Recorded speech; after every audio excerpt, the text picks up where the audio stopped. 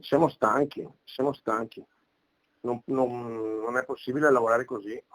È questo lo sfogo e il rammarico di Marco Pio, uno dei titolari del Muretto, la discoteca iesolana, al centro del mirino da quando a luglio è circolato un video che mostrava assembramento di ragazzi che ballavano nel locale storico e conseguenti guai relativi al rispetto del distanziamento, nonostante fossero stati messi in atto interventi per prevenire la diffusione del Covid.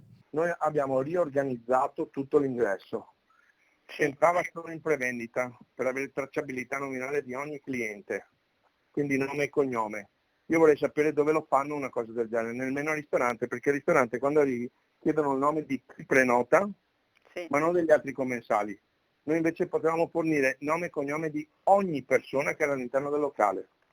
Okay? Abbiamo adibito una zona esterna, abbiamo fatto una commissione che ci diceva che potevamo far ballare la gente dopo una certa ora nell'area, anche se all'interno del locale, nell'area scoperta. Così abbiamo fatto, ma così non è andato bene lo stesso. Dopo controlli di polizia, NAS, ispettorato al lavoro, carabinieri e polemiche a seguito, la stagione per il Muretto si chiude qui e definitivamente la serata di Ferragosto che avrebbe ospitato il DJ internazionale Marco Carola non si svolgerà. Io aprivo la serata di Ferragosto per cosa fare?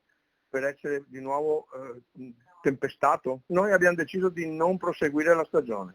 Una decisione maturata autonomamente, fanno sapere sui social, dopo aver appreso che la Prefettura di Venezia, ritenendo competente il sindaco di Jesolo, avrebbe invitato quest'ultimo ad assumere un provvedimento di chiusura del locale, provvedimento che per i tempi della giustizia sarebbe scattato con ogni probabilità a fine stagione e non avrebbe quindi compromesso lo svolgimento della serata, ma la decisione è stata presa dai titolari sia per coscienza sia per l'oggettiva difficoltà di gestire una situazione andata oltre. Ci hanno massacrato in tutti i modi, mediaticamente, a livello di controlli, ma il problema è che l'hanno fatto solo con noi.